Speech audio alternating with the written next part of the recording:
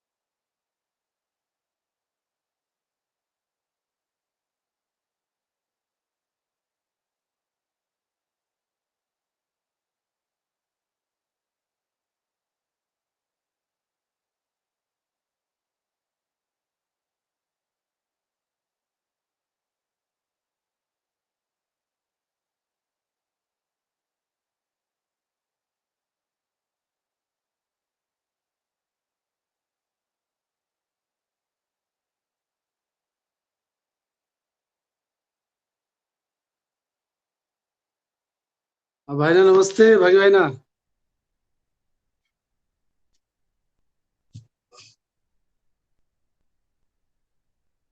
हाँ विपिन नमस्कार। हाँ हाँ, केमिति अछंती भाई ना? हाँ भल। सारे आसिले सार प्रणाम। हाँ सर प्रणाम सर, गुरुजी प्रणाम दंडवत। प्रणाम, हरे सर कृष्ण। प्रणाम प्रणाम सर प्रणाम।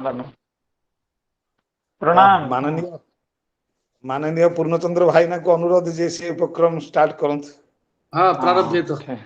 प्रारंभ किया जाए।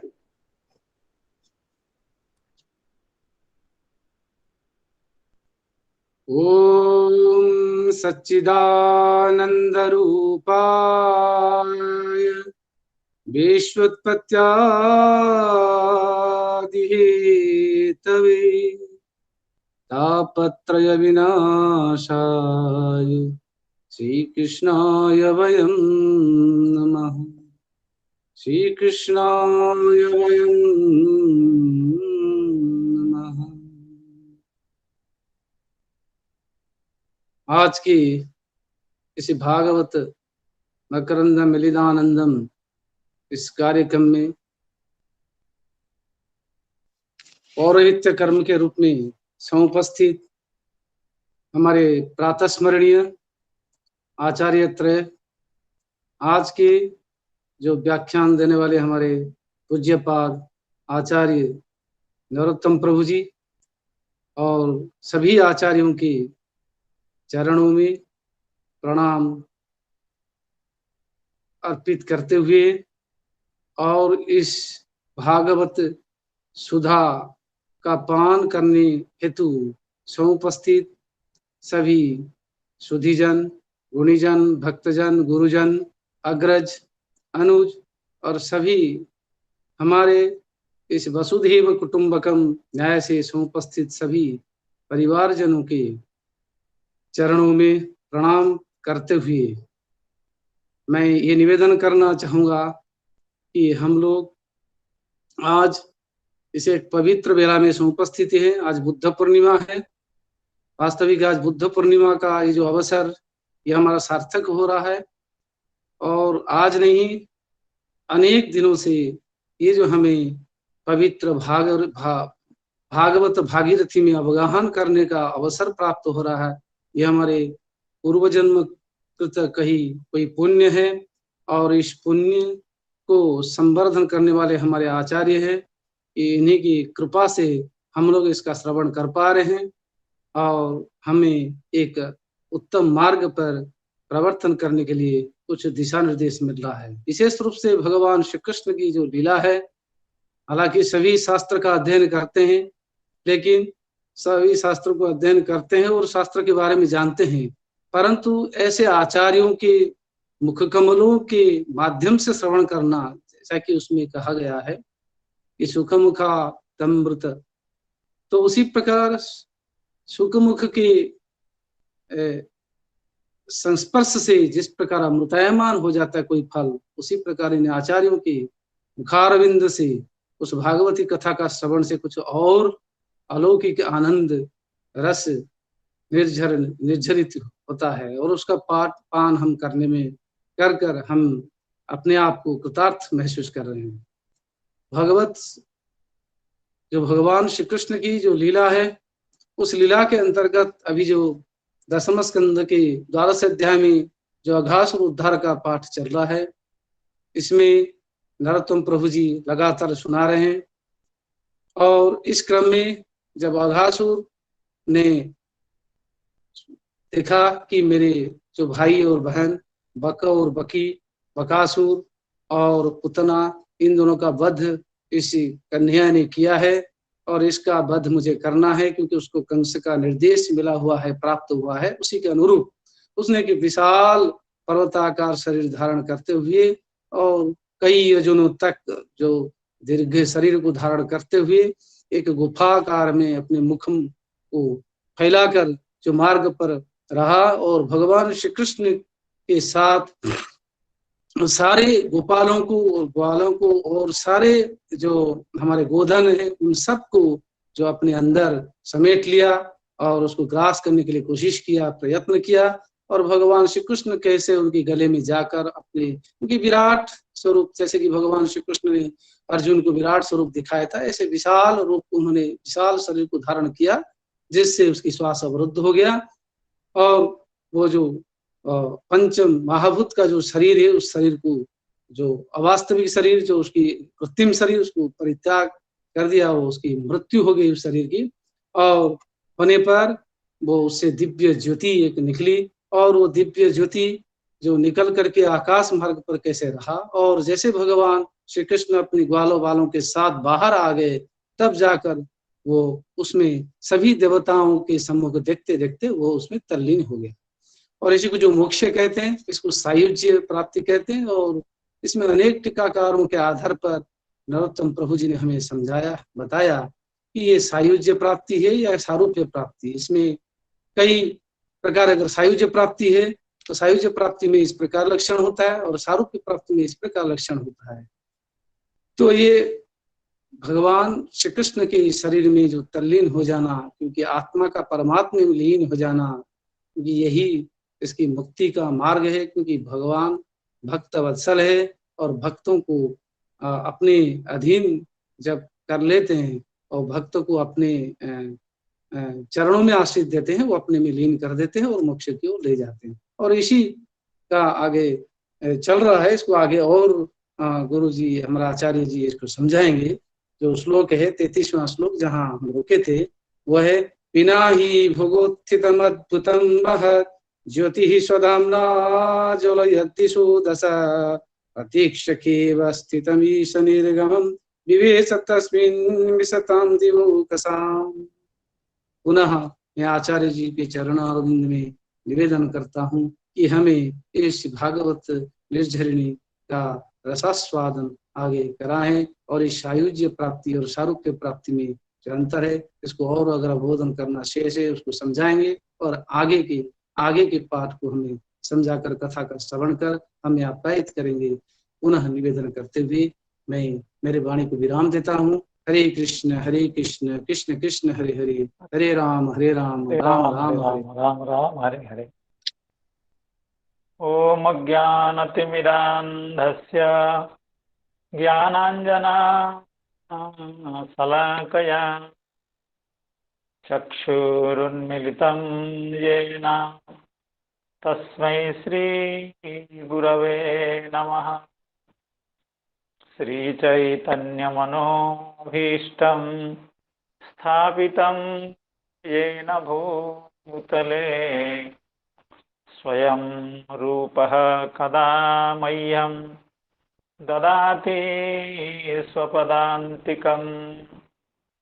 वन्देऽहं श्रीगुरो श्रीयुतपदकमलं श्रीगुरो वैष्णवांश्च श्रीरूपं साग्रजातं सहगण रघुनाथान्वितं तं सजीवं साद्वैतं सावधूतं परिजनसहितं कृष्णचैतन्यदेवं श्रीराधा कृष्णपादान् सहगण ललिता श्रीविशाखान्वितांश्च। हे कृष्णा करुणा सिंधो दीनबंधो जगत्पते गोपेशा गोपिका कांता राधा कांत नमोस्तुते। तप्त कांचन गौरांगी राधे वृंदावनेश्वरी वृषभानुसुते देवी प्रणमामि हरिप्रिये। नमो महावदान्याय कृष्ण प्रेम प्रदायते कृष्णाय कृष्ण चैतन्य नाम्ने गौरत्विषे नमः। वाञ्छा कल्पतरुभ्यश्च कृपा सिन्धुभ्य एव च पतितानां पावनेभ्यो वैष्णवेभ्यो नमो नमः। जय श्री कृष्ण चैतन्य प्रभु नित्यानंद श्री अद्वैत गदाधर श्रीवासादि गौरभक्तवृंद। हरे कृष्ण कृष्ण कृष्ण हरे हरे हरे राम राम राम हरे हरे। आज के सायंकालीन इस श्रीमद् भागवत कथा सत्र में समुपस्थित समस्त संतजनों, वैष्णवजनों, सुधीजनों, मित्रजनों, श्रीमद् भागवत कथा रस पिपासु सुधीजनों के चरणों में मैं बारंबार अपना प्रणाम निवेदन करता हूँ। जैसे हमारे मित्र श्री पूर्णचंद्र जी अभी तक अघासुर की जो लीला की कथा आजकल चल रही है, उसको बहुत सुंदर ढंग से व्यवस्थित रूप से समझाया एवं जो आपने समझा है या श्रवण किया है उसको बहुत उचित ढंग से उपस्थापित किया एवं हमारे ऊपर यह भी दायित्व दे दिया कि इसको ये जो सायुज्य या सारूप्य मुक्ति है उसको थोड़ा सा अगर संभव हो और समझाएंगे। तो भगवान की कृपा से हम लोग यही कर रहे हैं। तो पिछले 2-3 क्लास से तो यही श्रवण कर रहे हैं और भगवान की कृपा हम सब पर हो, इसी प्रार्थना के साथ, इसी आशा के साथ, इसी उम्मीद के साथ हम लोग भागवत का, श्रीमद् भागवत का कथा का श्रवण करते हैं एवं आप जैसे संतजनों के साथ नित्य संगति लाभ करते हैं तो उससे हम लोग उत्साहित भी होते हैं और उससे प्रेरित होते हैं एवं आप लोगों के जो शुभाशीर्वाद है वो भी हमें प्राप्त होते हैं। ये हमारा जीवन का अत्यंत एक सौभाग्य का अवसर है कि ऐसे दिव्य अवसर हमको मिलते हैं। तो पीना ही भोगोत्थितमद्भुतं महत् ज्योतिः स्वधाम्नो ज्वलयत् दिशो दश प्रतीक्षेव स्थितमी सनिर्गमं विवेश तस्मिन् मिषतां दिवौकसाम्। इस श्लोक को हमने कई बार उच्चारण किया और पूर्णचंद्र जी भी अभी उच्चारण इसका किए। तो दिवौकसां मिषतां अर्थात देवता लोग दर्शन कर रहे थे और अघासुर के शरीर से एक ज्योति ही निकल करके कुछ समय तक आकाश में विद्यमान रही एवं तत्पश्चात जब भगवान नंदनंदन अपने सखाओं के साथ एवं वत्सों के साथ वहां से निकले तो नंदनंदन के शरीर में, भगवान के शरीर में वह ज्योति प्रविष्ट हो गई। यह मूल कथा है। तो इसी को श्री चक्रवर्ती पाद व्याख्या कर रहे हैं। हम लोगों ने इससे पहले श्रीधर स्वामी पाद की व्याख्या का श्रवण किया। श्री जीव गोस्वामी पाद की जो व्याख्या है, वैष्णव तोषण व्याख्या, उसको भी हम लोगों ने श्रवण किया और लगभग श्री चक्रवर्ती पाद की व्याख्या को भी हम लोग श्रवण कर चुके हैं। उसमें थोड़ा सा श्री चक्रवर्ती पाद ने कहा था ये सायुज्य मुक्ति नहीं है, ये सारूप्य मुक्ति है। कहने का मतलब है श्रीमद् भागवत में एवं अन्य दर्शन शास्त्रों में बताया गया है मुक्ति 5 विध है, पंचविध है, 5 प्रकार के हैं। सालोक्य, सार्ष्टि, सामीप्य, सारूप्य और एकत्व। एकत्व का मतलब सायुज्य। और हम लोग बार बार इस कथा का श्रवण कर रहे हैं कि जो लोग भगवान के भक्त होते हैं, जो लोग भगवान की सेवा में जिनको मन लगता है, जो लोग भगवत प्रेमी होते हैं, वे इन मुक्तियों में से किसी भी मुक्ति को पसंद नहीं करते हैं। क्योंकि मुक्ति से भी कोई दामी चीज, कोई अत्यंत महत्वपूर्ण चीज, मूल्यवान चीज उनको भगवान का प्रेम लगता है, इसलिए वो मुक्ति की कामना कहीं नहीं करते हैं। श्रीमद् भागवत में कहा गया सालोक्य, सार्ष्टि, सामीप्य, सारूप्यैकत्वमप्युत दीयमानं न गृह्णन्ति मत्स्य बिना मत्स्यवनम जनाः। अर्थात भगवान कह रहे हैं मेरे जो भक्तजन होते हैं उनको अगर मुफ्त में बिना मूल्य के अगर इन मुक्तियों को दे दिया जाए, सालोक्य, सार्ष्टि, सामीप्य, सारूप्य एवं एकत्व, उस मुक्ति को वह स्वीकार नहीं करते हैं, उस मुक्ति का वे ग्रहण नहीं करते हैं। श्लोक में एक शब्द है सालोक्य सार्ष्टि सामीप्य सारूप्यैकत्वमप्युत दीयमानम न गृह्णन्ति बिना मत्सेवनम।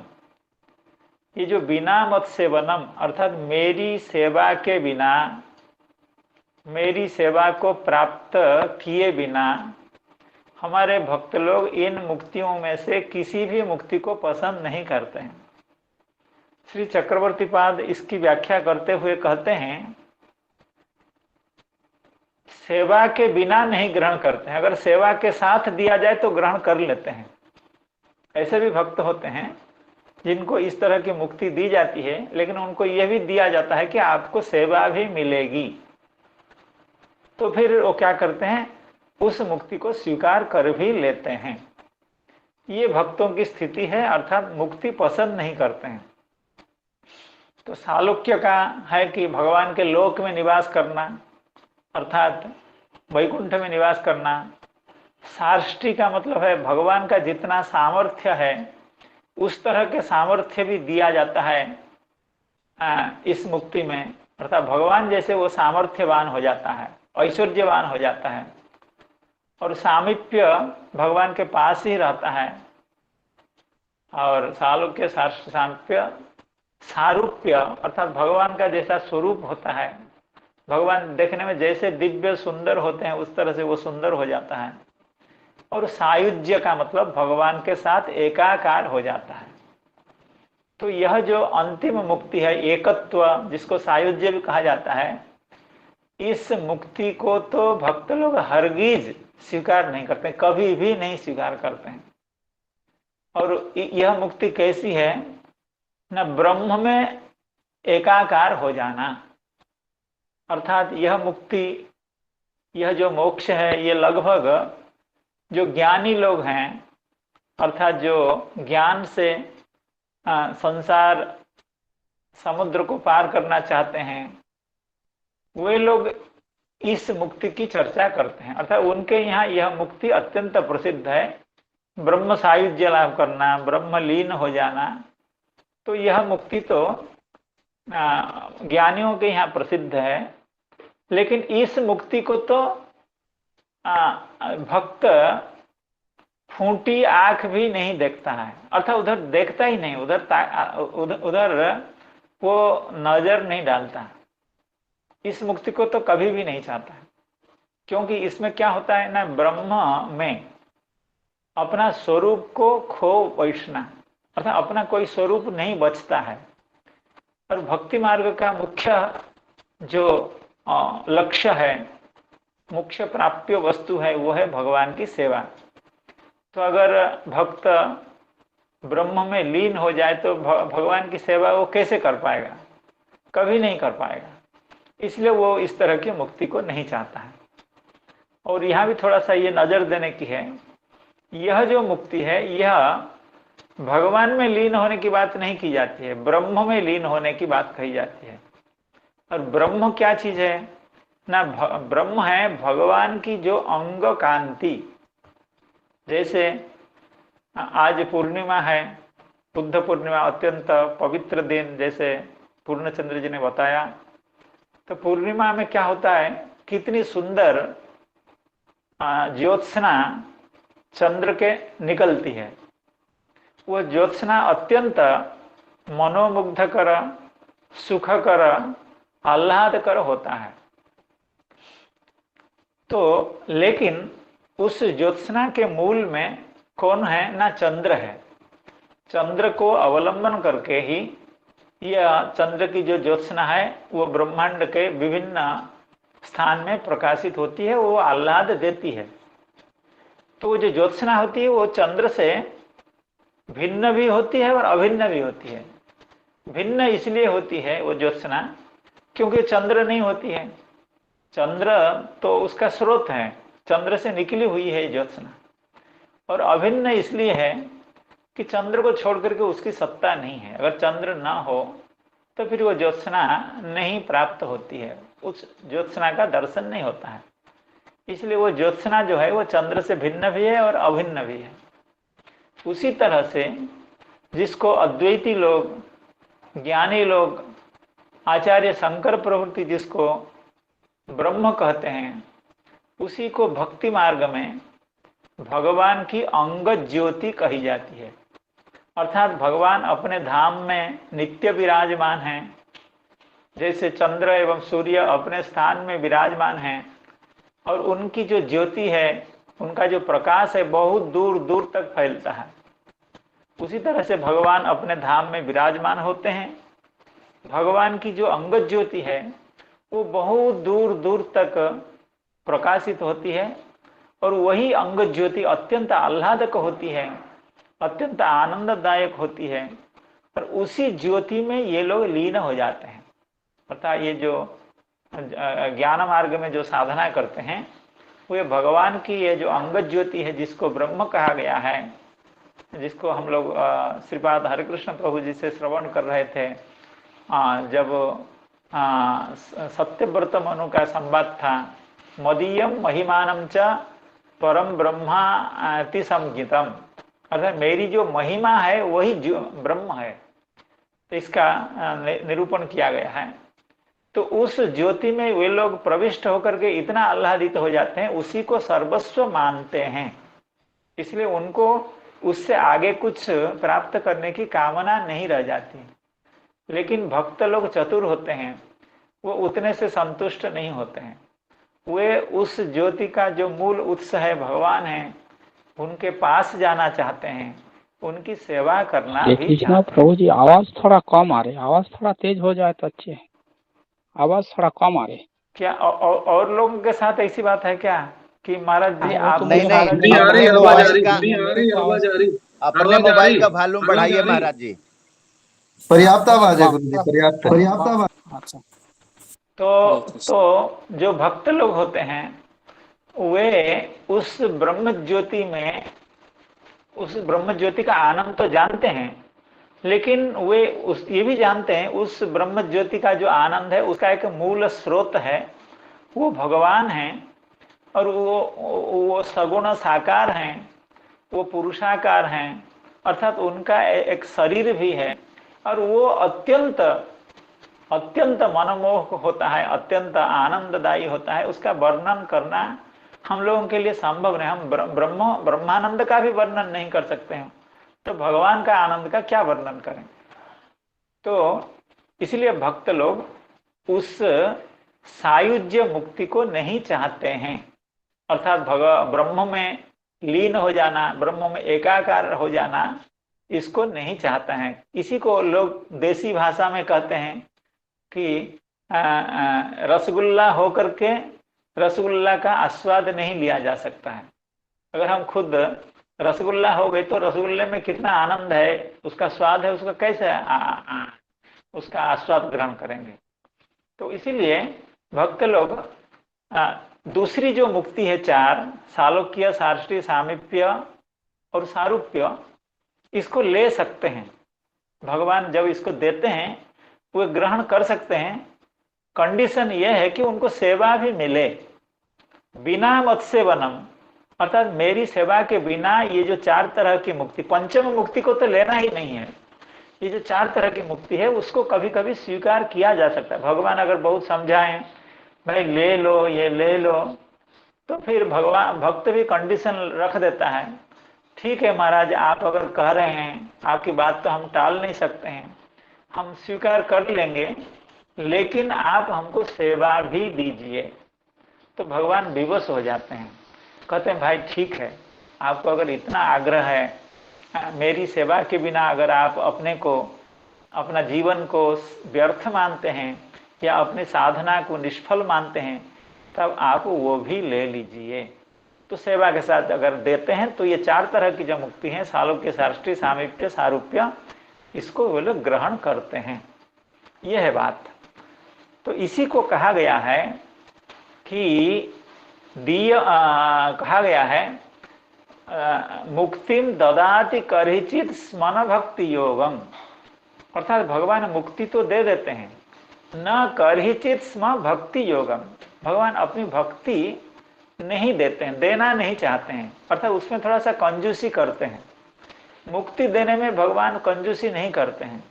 भक्त जब भगवान का भजन करता है तो उसको सबसे पहले तो सांसारिक सुख भी दे देते हैं और मुक्ति भी दे देते हैं। अगर उसी से वो निपट जाता है, उसी से वो संतुष्ट हो जाता है, तो भगवान फिर ज़्यादा नहीं सोचते हैं। लेकिन जब भगवत प्रेम यानी भगवान की सेवा उसको देना होता है, तो भगवान थोड़ा सा सोच विचार करके देते हैं, प्रेम सोच विचार करके देते हैं। मुक्तिम ददाति करिचित स्मरण भक्ति योगम, अर्थात प्रेम नहीं देते हैं। इसी को श्री सनातन गोस्वामी, श्री जीव गोस्वामी पाद कह रहे थे, या सनातन गोस्वामी पाद कह रहे थे बृहद वैष्णव तोषणी में, कि कहे ये जो हाँ कह रहे थे, कल हम इसको पढ़ रहे थे, विशेषतश्च भक्तिरस विरोधितया भक्तानां वर्ज्या एव, अर्थात यह जो मुक्ति है सायुज्य मुक्ति है, अर्थात ब्रह्मैकत्व मुक्ति है, ये भक्तानां वर्ज्या एव, भक्त लोगों के लिए ये तो सर्वथा त्याज्य है। अतः दैत्यानां सा उचिता एव, अर्थात दैत्यों को ये दिया जाता है, क्योंकि भगवान के हाथ से इनका वध हुआ, भगवान के सानिध्य को इन लोगों ने प्राप्त किया, इसलिए इनको अगर सायुज्य मुक्ति दे दी जाती है तो कोई बड़ी बात नहीं है, तो उसमें कोई असामंजस्य नहीं है, और ठीक ही है। क्योंकि भगवान के साथ द्रोह करते रहे, भगवान का अनिष्ट करना चाहे, फिर भी भगवान उनको सायुज्य मुक्ति देते हैं, वो तो बहुत ही है, बहुत है, उससे ज़्यादा उनको अपेक्षा नहीं रखनी चाहिए। तो इस प्रसंग में श्री सनातन गोस्वामी पाद का कहना है, यह जो अघासुर है उसको इस तरह के सायुज्य मुक्ति की प्राप्ति हुई, अर्थात उसको ब्रह्म सायुज्य मिला, ब्रह्म में ये एक हो गया।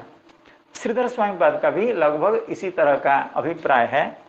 लेकिन श्री चक्रवर्ती पाद कह रहे हैं, कहते हैं कि ना, क्योंकि देखिए अभी उसकी चर्चा आगे करेंगे, इनको सारूप्य मुक्ति मिली।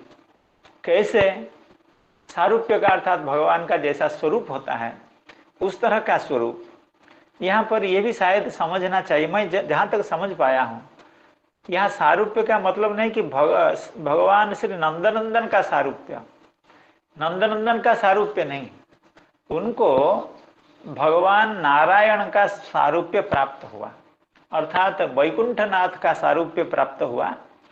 तो उसकी चर्चा भी अभी होगी, ऐसा क्यों श्री चक्रवर्ती पाद कह रहे हैं। पहली तो बात है, इनकी मुक्ति सायुज्य मुक्ति नहीं है, सारूप्य मुक्ति है। क्यों ना, यहाँ के बाद दो पद्य हैं, नैतद विचित्रम मनुजार्भमायिनः, ये शायद 37 या 38वां पद्य है। नैतद विचित्रम मनुजार्भमायिनः परावराणां परमस्य वेधसः अघोपि यत्स्पर्शनधौ तपाप्तकः प्रापात्मसाम्यं त्वसतां स्वदुर्लभम।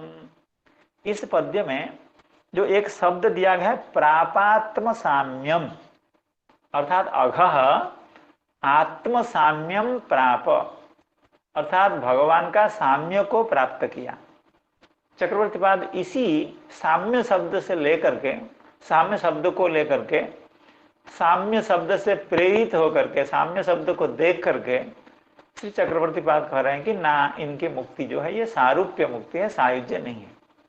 और अगले श्लोक में भी इसी तरह की बात है, सकृद यदंग प्रतिमांतराहिता मनोमयी भागवतीम ददौ गतिम सएव नित्यात्म सुखानुभूत्यभि विरस्तमायोन्तर्गतो हि किं पुनः।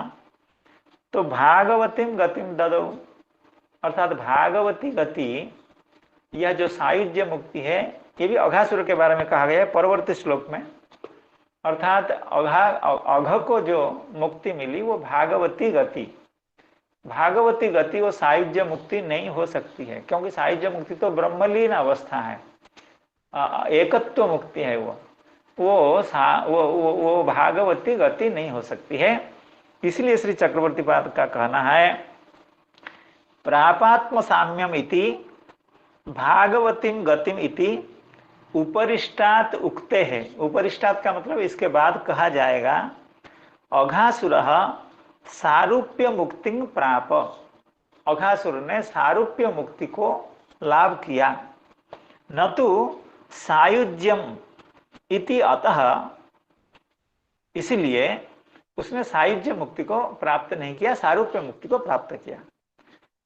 अतः तत्क्षण प्राप्त तदीय चिन्मय देह ज्योतिरेव तत्, अर्थात पहले यह समझ रहे थे हम लोग कि उस अघ के शरीर से उसका जो आत्म ज्योति ही निकल पड़ा, जो आत्म ज्योति उसके शरीर से निकली, वो गगन में थोड़ी देर तक इंतजार की आकाश में, उसके बाद भगवान जब अघ के मुख से निकले तो वो भगवान के शरीर में प्रविष्ट हो गई। अर्थात कौन प्रविष्ट हो गई ना, उसकी जो ज्योति है, आत्म ज्योति है, अर्थात उसका आत्मा भगवान के शरीर में प्रविष्ट हो गया। ये कहना था। जो लोग सायुज्य मुक्ति के पक्षपाती हैं वे कहते हैं कि उसका जो आत्मा है, उसकी जो आत्मा थी वो ज्योति ही रूप अर्थात आलोकमय प्रकाशमय जो आत्मा थी वो आत्मा प्रविष्ट हो गई भगवान के शरीर में। लेकिन श्री चक्रवर्तीपाद का कहना है तत्क्षण प्राप्त तदीय चिन्मय देह ज्योतिरेव, अर्थात उस सर्प के शरीर से अघासुर का जो वह ज्योति ही बाहर निकली, वो अघासुर का शरीर था, वो आत्मा नहीं, वो शरीर था। कैसा शरीर? प्राप्त तदीय चिन्मय देह ज्योति, अर्थात भगवान की जैसे शरीर चिन्मय होता है उसी तरह से अघासुर ने चिन्मय शरीर को प्राप्त किया। और वह चिन्मय शरीर वह ज्योति रूप होता है, उस शरीर से प्रकाश निकलता है, बहुत दिव्य ज्योति ही निकलती है। तो वो जो ज्योति थी वो अघासुर का शरीर था, वो केवल अघासुर का आत्म ज्योति नहीं थी बल्कि अघासुर का शरीर था। ठीक है, श्री चक्रवर्तीपाद आगे कह रहे हैं अघासुर का शरीर था। कोई अगर पूछे अघासुर का शरीर दिखा क्यों नहीं, उस समय ज्योति ही ज्योति दिख रही थी, अघासुर का शरीर तो नहीं दिख रहा था। कहते हैं देहस्तु ज्योतिर्भूयस्त्वात् द्रष्टुम शक्यो नाभूत, क्योंकि उसका जो शरीर था इतनी ज्योति अधिक थी उस शरीर में, वो अलग से उसका शरीर दिख नहीं रहा था। कल इस बात को हम कह भी रहे थे, जैसे सूर्यमंडल में सूर्य भगवान विद्यमान है, वो सशरीर हैं, उनके हाथ पैर नेत्र ये सब हैं, लेकिन हम सूर्य का जब दर्शन करते हैं उस शरीर का दर्शन नहीं कर पा रहे हैं, क्योंकि ज्योति इतनी अधिक है सूर्य भगवान की, तो वहाँ सूर्य नारायण का हम दर्शन नहीं कर पाते हैं। उसी तरह से अघासुर के शरीर से इतनी दिव्य प्रबल ज्योति निर्गत हो रही थी, उस ज्योति के कारण उसका शरीर का जो आकार प्रकार था वो दिख नहीं रहा था। देहस्तु ज्योतिर्भूयस्त्वात् द्रष्टुम शक्य नाभूत। कहते हैं भाई ठीक है, ये भी मान लिए हम लोग कि वो अघासुर के आत्म ज्योति नहीं थी, वो अघासुर के शरीर की ज्योति थी, लेकिन शरीर को हम लोग इसलिए नहीं देख पा रहे थे क्योंकि वो ज्योति अत्यंत प्रबल थी, अधिक थी ज्योति। लेकिन अगर वह शरीर था तो शरीर का प्रवेश क्यों भगवान में हो जाएगा? ज्योति का भले प्रवेश हो सकता है, लेकिन शरीर का प्रवेश क्यों होगा? क्योंकि सारूप्य मुक्ति में वो भगवान का स्वरूप लाभ करता है, और सारूप्य मुक्ति तो इसीलिए दी जाती है कि वो अलग से उसकी सत्ता बनी रहे। तो फिर उसकी सत्ता बनी रहती या वो वैकुंठ चला जाता या कुछ ऐसा होता, तो भगवान के शरीर में वो क्यों प्रविष्ट हो गई? शरीर अगर है वो अगर केवल ज्योति ही नहीं है, वो शरीर है, तो शरीर भगवान में क्यों प्रविष्ट हो गई? भगवती प्रवेशस्तु सायुज्य प्रथावतो शिशुपाल दंत वक्त्रयोरिव ज्ञेयः इति अपरे। अपरे मतलब ये शायद श्री चक्रवर्तीपाद की ही इच्छा है, उनका अभिप्राय है। श्री चक्रवर्तीपाद का कहना है, कहते हैं कि उस शरीर का प्रवेश, यद्यपि वो शरीर था, वो केवल ज्योति आत्म ज्योति नहीं थी, शरीर था, उस शरीर का भी प्रवेश भगवान श्री कृष्णचंद्र में, श्री नंदनंदन में हुआ। वो ऐसे हुआ जैसे शिशुपाल और दंत्रवक्त्र के बारे में कहा गया था कि उनके शरीर की ज्योति उनमें प्रविष्ट हो गई। तो श्री चक्रवर्ती पाद यहाँ की बात को वहां से जोड़ करके कह रहे हैं कि शिशुपाल और दंतवक्त्र की जो दशा हुई थी, अर्थात उनका जैसे भगवान के शरीर में उनके अंगों की ज्योति प्रविष्ट हो गई थी, उस तरह से प्रविष्ट हो गई। लेकिन यह कोई नहीं कहता है, या कहना उचित भी नहीं है कि शिशुपाल का या दंतवक्त्र का उनकी सायुज्य मुक्ति प्राप्त हुई थी। उनकी सारूप्य मुक्ति प्राप्त हुई थी, सायुज्य कभी नहीं। लेकिन फिर भी यह कहा गया कि उनके ज्योति उनके शरीर से, शिशुपाल को जब भगवान ने वध कर दिया अपने सुदर्शनास्त्र से, तो उसके शरीर से ज्योति निकल करके भगवान श्री कृष्ण में वह ज्योति निमग्न हो गई, पहुंच गई। तो इसका यह मतलब हुआ। तो वहां भी सायुज्य मुक्ति है क्या? श्री चक्रवर्ती पाद का कहना है वहां सायुज्य मुक्ति नहीं है। क्यों ना सायुज्य मुक्ति है, इसको थोड़ा सा हम लोग दूसरी तरह से समझने की कोशिश करेंगे। ये शिशुपाल और दंतवक्त्र भी कुछ लोग कहते हैं, दंतवक्त्र भी कुछ कहते हैं, दंतवक्र शायद। तो ये कौन है ना? भगवान के वैकुंठ में जो जय विजय थे, उनको जो चतुस्सन से अभिशाप मिला था कि तुम लोग राक्षसी योनि में जाओ, तुम वैकुंठ में रहने लायक नहीं हो, तुम पहचानते नहीं हो कि किसको प्रवेश वैकुंठ में दिया जाना चाहिए, नहीं दिया जाना चाहिए, हम लोगों को तुम वैकुंठ प्रवेश से रोक रहे हो, इस तरह की बात हो गई थी। इसको हम लोग श्रवण भी किए हैं। तो वहां पर जो सनक आदि का जो अभिशाप था, जो जय विजय के ऊपर, उनमें यह कहा गया था कि आप 3 जन्म के बाद यहाँ वापिस आ जाओगे, क्योंकि उन्होंने अभिशाप दे करके बहुत पश्चाताप उनको हुआ था। और भगवान भी आकर के 2-4 बात उनको भी सुनाए थे, इनको भी सुनाए थे, और भगवान ऐसी सब बात सुनाए थे कि सनक आदि को समझ में नहीं आया कि ये भगवान हम लोगों की तारीफ कर रहे हैं या हमारी माने उनके दास को, उनके जो सेवक हैं, जय विजय को अभिशाप देने के कारण हमारी निंदा कर रहे हैं, हमारी प्रशंसा कर रहे हैं या निंदा कर रहे हैं, ये समझ में नहीं आ रहा था। कहने की बात यह है कि वहां पर जो जय विजय को अभिशाप था वो क्या था कि आप 3 जन्म के बाद यहाँ वापिस आ जाओगे। तो वैकुंठ में जब वापिस आ जाए तो अगर वो ब्रह्मलीन हो गए, अगर उनको सायुज्य मुक्ति हो गई, क्योंकि शिशुपाल का शरीर जो तृतीय जन्म का शरीर था, जय विजय पहले तो हिरण्याक्ष एवं हिरण्यकशिपु के रूप में अवतीर्ण हुए, और हिरण्याक्ष का वध वराह भगवान ने किया, और हिरण्यकशिपु का वध हमारे भगवान से नृसिंहदेव ने किया। और दूसरा जन्म जब हुआ रावण एवं कुंभकर्ण के रूप में, भगवान श्री रघुनंदन ने उनका वध किया। और जब अभी बारी है दंतवक्त्र और शिशुपाल, इनका वध भगवान नंदनंदन ने किया। तो ये 3 जन्म के बाद इनका उद्धार हुआ, ये वैकुंठ में चले गए। तो वैकुंठ में जब चले गए तो फिर इनकी सायुज्य मुक्ति कैसे है? सायुज्य मुक्ति होती तो ये वैकुंठ में नहीं जाते। इसी बात को लेकर के श्री चक्रवर्ती पाद कह रहे हैं कि इनको भी सारूप्य मुक्ति मिली। देखिए, सारूप्य का यह मतलब हुआ, अर्थात ये वैकुंठ में नारायण के सेवक हैं, तो भगवान नारायण का जो स्वरूप है वही स्वरूप इनका है, अर्थात चतुर्बाहु, शंख चक्र गदाधारी, पीतांबर, या जैसे भगवान नारायण का स्वरूप वैकुंठ में जैसा है उसी स्वरूप में ये वैकुंठ में विराजमान होते हैं। तो इनको 3 जन्म के बाद जब भगवान कृष्णचंद्र के द्वारा इनका उद्धार हुआ तो इनको सारूप्य मुक्ति प्राप्त हुई, अर्थात वे वैकुंठ में चले गए।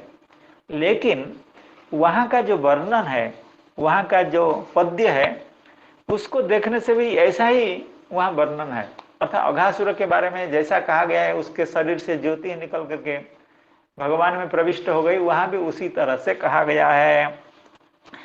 चैद्य देहोत्थितम ज्योतिर वासुदेवम उपाविशत चैद्य के देह से, चैद्य का मतलब शिशुपाल, उसके देह से उत्थित जो ज्योति वो वासुदेव में प्रविष्ट हो गया। कैसे? पश्यताम सर्वभूतानाम, सभी लोग देख रहे थे। यहाँ भी वैसे ही है, देवता लोग देख रहे थे, अघ के शरीर से ज्योति निकल करके नंदन में प्रविष्ट हो गई। और यहाँ भी उसी तरह की बात है। पश्यताम सर्वभूतानाम उल्के व भुवि खाच्युता, उल्के इव भुवि खाच्युता, अर्थात जैसे उल्का पिंड गगन से पृथ्वी में गिरता है, ऊपर से आकर के नीचे गिरता है, उसी तरह से वह चैद्य देहोत्थित शिशुपाल के शरीर से उत्थित जो ज्योति वो ऊपर से आकर के भगवान श्री कृष्णचंद्र के शरीर में प्रविष्ट हो गई। तो इसका यह नहीं मतलब हुआ कि सायुज्य मुक्ति, ये भी सारूप्य मुक्ति है।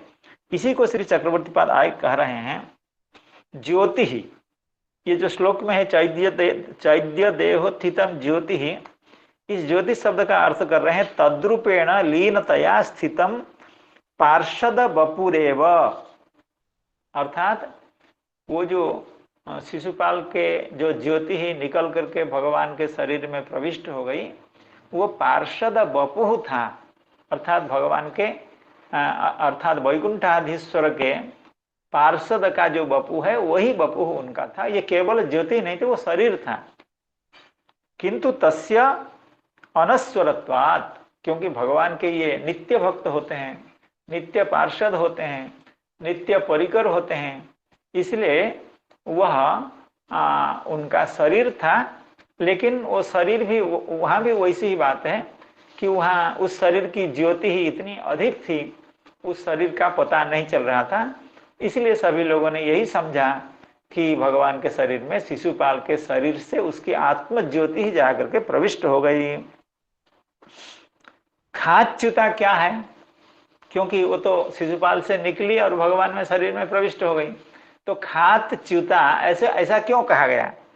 श्री चक्रवर्ती पाद कह रहे हैं, उल्का इव इति खं वैकुंठ पर्यंतम उपप्लुत्य तत्रस्थ वैकुंठनाथस्य श्रीकृष्णस्य ऐक्यम अवधार्य कृष्णम एव उपाविशत। कहने का यह मतलब हुआ, श्री चक्रवर्ती पाद का शायद यह अभिप्राय है कि जब वो शिशुपाल के शरीर से वह दिव्य शरीर, वह भगवान का पार्षद का शरीर वहां से निकला, तो उसका स्थान वैकुंठ है। क्यों वैकुंठ है? वो तो तृतीय जन्म में उसको मुक्ति प्राप्त हो जाएगी, अभिशाप सनक आदि के शाप से वह दोनों मुक्त हो जाएंगे एवं फिर से वैकुंठ में चले जाएंगे। इसलिए वो जो ज्योति थी वो शिशुपाल का शरीर था, वो जय विजय में से एक का शरीर था। वो शरीर निकल करके वैकुंठ जाने लगा, क्योंकि उसका जो अभिशाप समाप्त हो गया। वैकुंठ जाने के बाद वैकुंठ जाकर के वहां पहुंच करके देखा कि वैकुंठाधीश्वर जो है और भगवान जो नंदनंदन है, ये दोनों काफी भिन्न तो नहीं है, तो एक ही हैं। तो मैं फिर इतनी दूर से अर्थात वहीं भगवान को छोड़ करके मैं इतना दूर क्यों आया वैकुंठ तक, ये तो काफी दूर है। तो इसलिए वो वापिस आ गया, वापिस आकर के भगवान के शरीर में प्रविष्ट हो गया। इसको आगे श्री चक्रवर्ती पाद और थोड़ा सा समझा रहे हैं, क्योंकि यह बात थोड़ा सा कैसे अटपटा लग रहा है कि ज्योति ही वैकुंठ में चली गई और वहां पर देखा कि वह जो नारायण है वो नारायण भगवान श्री कृष्ण से अभिन्न है, फिर वापिस आ गई, क्यों वहां वैकुंठ में रह जाती। तो उसको समझाते हुए श्री चक्रवर्ती पाद आगे कह रहे हैं, कृष्ण बपुसी प्रविश्य स्वप्रभोर वैकुंठनाथस्य पार्श्वे एव स्थितो बभूव इत्यर्थः। कहने का मतलब है, ये गौड़ियों का सिद्धांत है, भक्तों का यह अनुभव है कि भगवान जब नंदनंदन के रूप में वृंदावन में अवतीर्ण होते हैं, गोकुल में अवतीर्ण होते हैं, उस समय वे साक्षात भगवान होते हैं। एते चांस कला पुंसः कृष्णस्तु भगवान स्वयं, स्वयं भगवान होते हैं। और यह भगवान का जो अवतार है अत्यंत दिव्य अवतार है, और इस अवतार में भगवान ऐसी ऐसी लीलाएं करने वाले हैं जिस लीला का वर्णन दर्शन आदि करके कोई भी व्यक्ति अत्यंत आनंदित होता है, परम सुख को लाभ करता है। रास आदि जो भगवान की लीला है या भगवान की जो बाल्य लीलाएं हैं या अघासुर की जो लीला है, गोवर्धन उद्धार लीला है, क्या क्या नहीं है। भगवान की दिव्य लीलाओं को दर्शन करने का लोभ समस्त भक्त प्राण को रहता है, अभक्तों को भले न रहे। जो भक्त प्राण व्यक्ति होते हैं उनको इसका लोभ रहता है। भक्त प्राण क्या, साक्षात महादेव को लोभ रहता है, ब्रह्मा जी को लोभ रहता है, और उस भगवान के जितने अवतार हैं उनको भी लोभ रहता है, क्योंकि यह परिपूर्ण अवतार है, यह लीला पुरुषोत्तम अवतार है, ये अवतार श्रेष्ठ है, ये साक्षात भगवान ही है, अवतार तो नहीं है, साक्षात भगवान ही है। तो इसमें भगवान कुछ विशेष करने वाले हैं। उन लीलाओं का अवलोकन एवं आस्वादन करने के लिए जैसे ब्रह्म रुद्रादि लालायित रहते हैं, उसी तरह से भगवान के जो अन्य अवतार हैं वे भी लालायित रहते हैं, वे भी लोभी रहते हैं। तो ये सभी अवतार आकर के भगवान नंदन के शरीर में प्रविष्ट हो जाते हैं। तो जब सभी अवतार आकर के प्रविष्ट होते हैं तो भगवान का जो नारायण अवतार है यानी विष्णु अवतार है, वह भी अवतार भगवान श्री कृष्णचंद्र के शरीर में विद्यमान हैं। भगवान जब ब्रज में गोकुल में लीला करते हैं तो उनके शरीर में समस्त देवता, समस्त भगवान के अवतार रहते हैं। जैसे ये कोई आश्चर्य की बात नहीं है। जैसे वृंदावन में कहा गया, देखिए वृंदावन के महात्म्य को हम क्या समझें, कैसे समझ पाएंगे, समझना मुश्किल है, उसी संभव नहीं है। तो भगवान के स्वरूप को, उनकी लीला को हम लोग कोशिश कर रहे हैं, पढ़ रहे हैं, थोड़ी बहुत संस्कृत जानते हैं या आप लोगों के शुभाशीर्वाद से कुछ समझ रहे हैं, लेकिन भगवान की लीला को समझना तो किसी के बस की बात नहीं है। भगवान की लीला को ब्रह्मा जी नहीं समझ पाए तो हम क्या समझें। देखिए वृंदावन में कहा जाता है कि वृंदावन में नदी के रूप में भगवान श्री यमुना जी विराजमान है, लेकिन वृंदावन ऐसा तीर्थ है कि समस्त नदियां वहां विद्यमान होती हैं, लेकिन प्रकट अवस्था में तो एक ही नदी का दर्शन होता है, वो यमुना जी हैं। इसलिए रासलीला में या उससे पहले कहा गया नद्यस्तदा तदुपधार्य मुकुंद गीतम। भगवान जब बंसी वादन शुरू करते हैं, नद्यस्तदा तदुपधार्य मुकुंद गीतम, समस्त नदियां श्री मुकुंद के भगवान के गीत को श्रवण करके आकर के भगवान के पास उपस्थित हो गई। तो इसका मतलब क्या है? इसका यही मतलब है, प्रकट रूप में यद्यपि केवल श्री यमुना जी विराजमान हैं, लेकिन वृंदावन तीर्थ का यह महात्म्य है कि समस्त नदियां वहाँ गुप्त रूप से अपने को वहाँ विद्यमान करके अपना सौभाग्य समझती हैं। तो उसी तरह से भगवान नंदनंदन के शरीर में भगवान के अन्य समस्त अवतार विराजमान होते हैं। तो इसीलिए भगवान नारायण भी उनके शरीर में विराजमान होते हैं। और ये जो जय विजय हैं, अर्थात शिशुपाल के वध के बाद उनके शरीर से जो ज्योति निकली, जिसको चिन्मय शरीर कहा जाता है, जिसको चक्रवर्ती पाद ने कहा ना ये केवल उनके आत्मज्योति नहीं है, ये उनका शरीर है। तो वो शरीर भी नंदनंदन के शरीर में प्रविष्ट हो गई। क्यों? उनके जो नाथ हैं, अर्थात शिशुपाल के जो नाथ हैं, यानी जय विजय के जो नाथ हैं, नारायण हैं, वे उनके शरीर में विद्यमान हैं। श्री चक्रवर्ती पाद इसको बहुत स्पष्ट भाषा में कहते हैं, कृष्ण वपुषी प्रविश्य।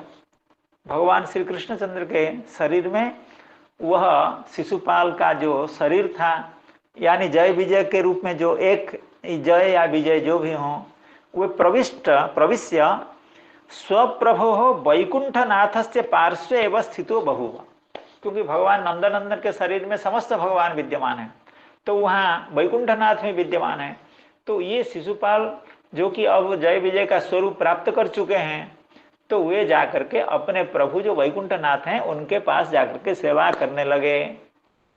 तो इसीलिए भगवान नंदनंदन के शरीर में प्रवेश होने का मतलब है उनके शरीर में विद्यमान जो नारायण हैं उनके पास रह करके उनकी सेवा करनी थी, क्योंकि वो उनके सेवक हैं, उनका सारूप्य उनको है। इसी बात को कह रहे हैं स्वप्रभुर वैकुंठनाथ से पार्श्व स्थितो बभूव इत्यर्थः। फिर आगे कह रहे हैं लीलांते स्वप्रभुना वैकुंठनाथेन सार्थम प्रभास क्षेत्राद वैकुंठ एव यास्यति। जब भगवान नंदनंदन इस धराधाम में अपनी लीला को आवृत करेंगे, जब लीला को आच्छादित करेंगे, लोकलोचन से जब अगोचर करेंगे, तब ये जो वैकुंठनाथ हैं या अन्य अन्य जो देवता हैं, अन्य अन्य अवतार हैं, वे भगवान शरीर से निकल करके अपनी अपनी जगह पर चले जाएंगे। तो वैकुंठनाथ नारायण जो हैं वो भी चले जाएंगे।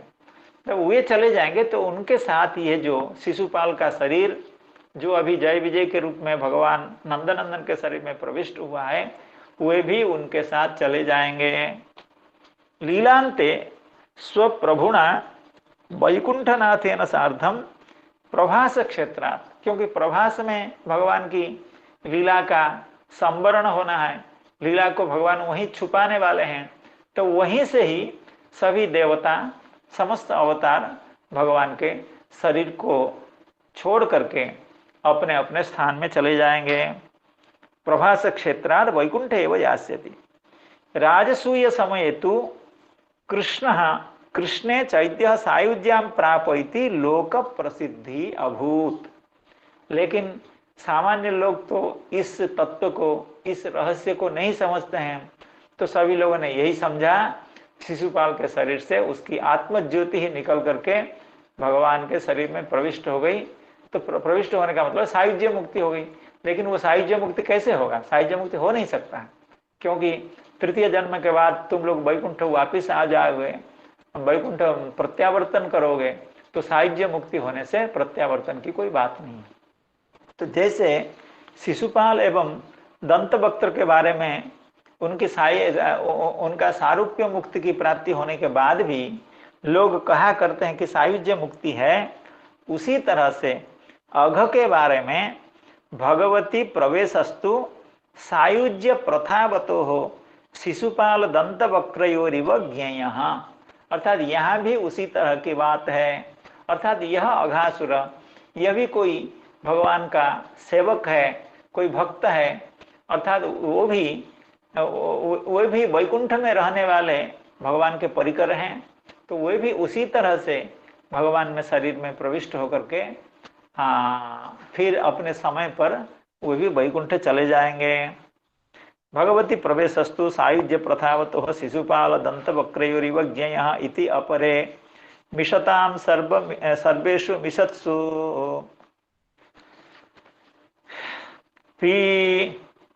पीनाहि भोगोत्थितमद्भुतं महत् ज्योतिः स्वधाम्नोज्ज्वलयद्दिशो दश प्रतीक्षखेव स्थितमीश निर्गमं विवेश तस्मिन् मिषतां दिवौकसाम्। इसको बाद में और भी श्री चक्रवर्ती बात परिष्कार करेंगे कि ये जो अघासुर हैं ये वैकुंठ में जाएंगे, इनको वृंदावन में रहने का अधिकार नहीं है, क्योंकि भगवान के जो प्रेमी भक्त होते हैं, जैसे भगवान के सखागण हैं, माता पिता हैं और भगवान के जो प्रेम करने वाले हैं, वे तो वृंदावन नित्य निवास करते हैं। भगवान के लीला के बाद भी अप्रकट रूप में भगवान के साथ ही वृंदावन में ही रहते हैं, ब्रज में ही रहते हैं। लेकिन इनको ऐसा अधिकार नहीं था, अघ को अधिकार नहीं था ऐसा, इसलिए उनको वैकुंठ भेज दिया गया, क्योंकि वे वैकुंठ में रहने लायक हैं। वृंदावन में रहने के लिए जितना प्रेम चाहिए, भगवान से जितना प्रेम होना चाहिए, उस प्रेम से कुछ भी प्रेम इनको नहीं था। इसलिए उनको कहा गया कि आप वहीं आपके लिए ठीक है, यहाँ तो हम अपने सखागणों के साथ, अपने माता पिताओं के साथ एवं अपने प्रिय वल्लभाओं के साथ हम विराजमान रहेंगे, विहार करेंगे, आप वैकुंठ में चले जाइए। ये इस चर्चा बाद में आएगी। ततोत्तिहृष्टः स्वकृतो ततोति हृष्टाः स्वकृतो कृतार्हणम् पुष्पैः सुरा अप्सरसः सुनर्तनैः गीतैः सुगावाद्यधराश्च वाद्यकैः स्तवैश्च विप्रा जयनिस्वनैर्गणाः ततोतिहृष्टा स्वकृतो कृतार्हणम् पुष्पैः सुरा अप्सरसः सुनर्तनैः गीतैः सुगावाद्यधराश्च वाद्यकैः स्तवैश्च विप्रा जयनिस्वनैर्गणाः। अर्थात भगवान के इस कृपा को अवलोकन करके, इस कृपा को उस समय जो देवता लोग दर्शन कर रहे थे वे समझ रहे थे कि अघो को कितनी बड़ी उपलब्धि प्राप्त हुई। अर्थात भगवान कितने कृपालु हैं, कितने कृपालु हो, इतना कृपालु कैसे हो सकता है कोई। अर्थात समस्त सखाओं के साथ, समस्त वत्सों के साथ भगवान को जो ग्रास करना चाहता था, भगवान को जो मारना चाहता था, उनका थोक में वध करना चाहता था, एक समूह में वध करना चाहता था। इतना जो उपद्रवी था, इतना जो क्रूर था, उसको भी भगवान ने ऐसी सद्गति दी, अपने शरीर में उनको स्थान दे दिया। ये सब देख करके समस्त देवता आश्चर्यचकित हो गए, उनको समझ में नहीं आया।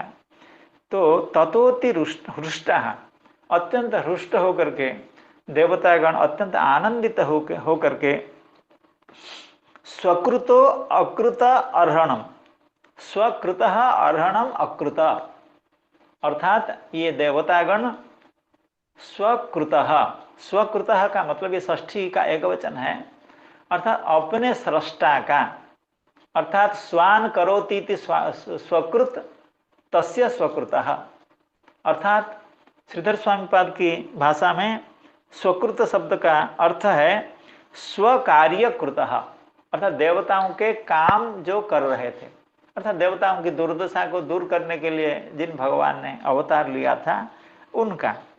और श्री चक्रवर्ती पाद की भाषा में स्वकृत अर्थात स्वसृष्टु, अर्थात देवताओं के जो मूल उत्स हैं, स्रोत हैं, जो भगवान हैं। तो स्वकृत षष्ठी एक वचन है, स्वकृत अर्हणम अकृत, स्वकृत के अर्थात भगवान के अर्हण अर्थात सेवा पूजा सम्मानन, अकृत ये एक वचन है, इसको अकृशत ऐसा करना चाहिए। अर्थात देवताओं ने भगवान की आराधना की, जो भगवान स्वकृत हैं, स्वकृत है उनके काम को करने के लिए अवतीर्ण हुए हैं या उनके मूल स्रोत हैं। कैसे? अतिहृष्ट, अत्यंत आनंद से, अत्यंत प्रेम से भगवान के अर्हण देवता करने लगे। कैसे? पुष्पैः सुराः, जो देवता थे वो तो नंदन वन के जो पारिजात पुष्प और जितने बड़े बड़े सुगंधित पुष्प और सुंदर सुंदर दिव्य वर्ण वाले, दिव्य सुगंधि वाले जो पुष्प हैं उनकी वर्षा भगवान के ऊपर करने लगे। पुष्पैः सुरा अप्सरसः सुनर्तनैः, अब अप्सराएं उनका स्वभाव है, अर्थात वो नृत्य में अत्यंत प्रवीण होती हैं। भगवान के सम्मान के लिए, भगवान के सेवा के लिए, भगवान के आनंद के लिए वे नर्तन करने लगे। सुनर्तनैः, अत्यंत दिव्य नृत्य करने लगे। गीतैः सुगाः, जो सुग होते हैं, सुष्ठु गाने वाले होते हैं, वे अपने सुंदर सुंदर गान से भगवान के चित्त को आकृष्ट करने की कोशिश कर रहे थे।